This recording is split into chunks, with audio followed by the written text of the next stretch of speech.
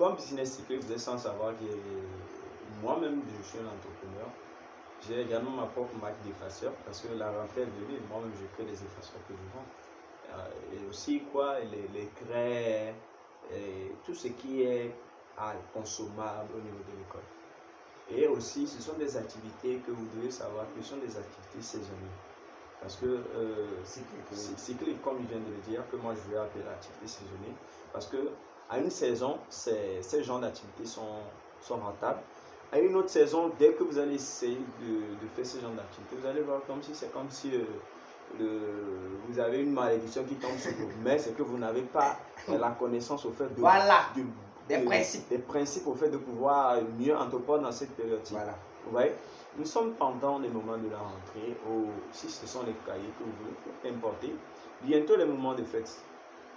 Il y a de quoi importer les jouets parce que nos enfants attendent de quoi au moins terminer l'année comme en termes de récompense. Parce qu'ils vont dire, oui maman, tu sais bien que cette année j'ai bien fréquenté, j'ai eu de bonnes notes.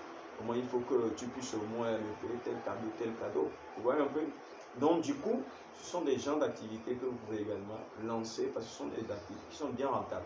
Oui, c'est bien rentable, mais sauf que moi, c'est le fait de créer des devises pour d'autres personnes qui ne me plaît pas. Oui, parce que vous savez, l'origine même, c'est ce dont M. Djetabé est en train de dire, ce sont les devises parce que actuellement, nous ne pouvons pas nous lever puis créer des devises. Non. Je ne sais pas si vous voyez, parce qu'il y a déjà... Maintenant, il faut se poser la question. Il faut se poser la question, qu'est-ce qui consomme ces devises? Puisque les devises, c'est déficitaire, c'est négatif. Exactement. Maintenant, qu'est-ce qui fait que ces devises sont négatives? Exactement. Donc, du coup, vous allez voir que ça soit de la position de devises, que ce soit des devises sont négatives, déficitaires, vous allez voir que ces genres d'astuces que nous vous donnons, ces genres de conseils que vous donnons, vont essayer également de faire quoi? De pouvoir participer à ce que la devise soit excédentaire, que ce soit une devise qui va aider la population et non une devise qui va aider à une seule personne. Ils ne peuvent pas le faire seul, puisqu'il est censé que ceux qui sont censés être en première ligne pour le combat prennent les choses à chose. Puisque quand ils ne font rien, ils sont en train de manipuler les gens, puisque toi tu es leader. Tu es censé être en première ligne pour le combat. Exactement. Tu ne peux pas laisser tes enfants souffrir. Tes enfants sont là, puisque ce n'est pas nous qui contrôlons ces devises-là, ce n'est pas nous qui émettons le système. Exactement. Si moi je vous dis, bon, monsieur Kassan, je te nomme comme chef. Voilà, il faut me gérer, il faut me faire ceci. Et tu viens, au lieu de me gérer bien les choses, tu me manipules.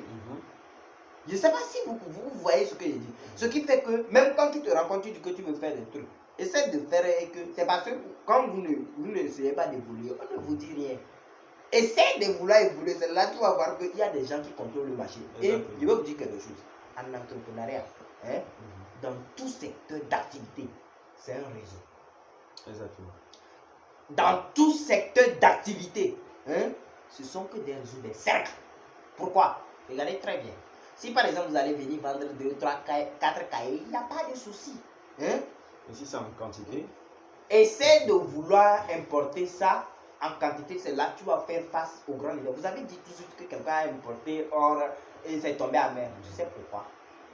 Point d'interrogation. Voilà. Vous allez dire que non. Toi, tu te lèves comme ça, tu es dans quel... Qui t'a montré comment on importe or là que ça ne tombe pas dans l'eau? Voilà. On ne t'a pas montré ça. Il n'y a pas quelqu'un qui t'a tiré la main pour te montrer que mon frère.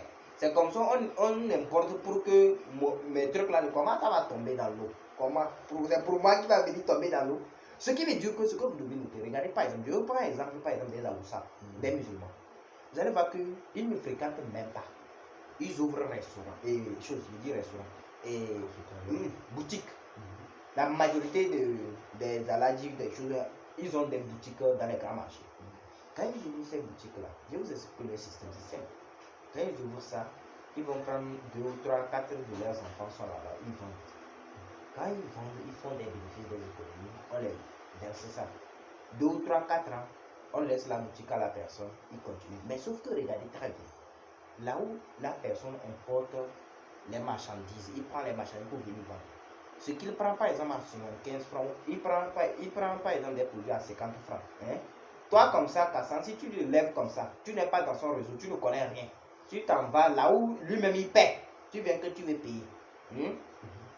Au lieu qu'on te vende ça 50 francs comme on le vend, on va te vendre ça toi à 100 francs. Or, vous tous, vous deux, vous vendez ça à 150. Je ne sais pas si vous voyez. Il a fait le bénéfice. Voilà! Or, toi, les contraintes que tu vas faire, finalement, tu ne gagnes rien. C'est ce qui fait que, regarde tous les Togolais. Je ne parle pas de ceux qui ne sont pas musulmans ou bien libanais ou bien des trucs. Eux, ils font des business. Qu'ils vont faire les mêmes business que ces libanais font. Que vous voyez, ça va pas marcher. Puis ce sont des cercles. Ce qui fait que quand il finit, il montre la voie à l'enfant. L'enfant aussi vient occuper l'autre poste. Et du coup, l'économie retourne, ça circule entre eux. Ils manipulent. Maintenant, nous, qui sommes perdus. Ça dit, tu prends tout, que ce soit les carrières, tout sur ça. Ils sont perdus. Ils ne savent même pas où ils sont. Donc, soit ils cherchent maintenant des petits emplois. Regarde comment les gens palpotent. Ils tirent ici, ça tombe. Ils tirent ici, ça tombe. Ils tirent ici, ça tombe. Parce que, comme on nous a désorientés, et sachez que ça ne va pas être éternel. C'est-à-dire, c'est normal qu'à une époque que tu subis ces gens de trucs. Ouais, parce que nous sommes cette génération voilà. qui a Sauf que les gens vont se relever. Ouais. Je ne sais pas si vous voyez ça, rien n'est éternel. Tu ne vas pas continuer de mentir, de manipuler les gens éternellement. Non, non, non. Parce qu'il y aura au moins quelqu'un qui va se lever. Voilà. Qui va dire non. Maintenant déjà, quand vous analysez tout en entrepreneuriat, si vous dites que vous allez être seul, que vous seul vous suffisez à des faits égoïstes, je vous assure, il y a un niveau de succès qu'un homme ne peut pas atteindre s'il n'est pas aidé. Et ça peut être des bonnes personnes qui t'ont aidé. Comme des mauvaises personnes. Voilà. Ou bien des mauvaises personnes qui vont te faire entrer dans des trucs bizarres. Ça fait que, lorsque vous comprenez ça, comme vous connaissez les principes de l'entrepreneuriat, vous connaissez les principes de l'économie, vous connaissez les principes de la politique,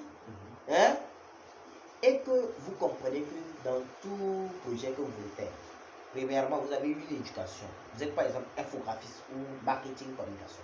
Vous dites que vous voulez ouvrir par exemple imprimer des bâches, par exemple. Vous ne savez pas que c'est un réseau. Pour payer la machine, pour importer les bâches, pour faire l'encre, il faut maîtriser, il faut avoir des collaborateurs qui maîtrisent ces lois-là. Et pour que tu puisses collaborer, tu ne peux pas faire ça seul. Mais les gens ont des comportements égoïstes.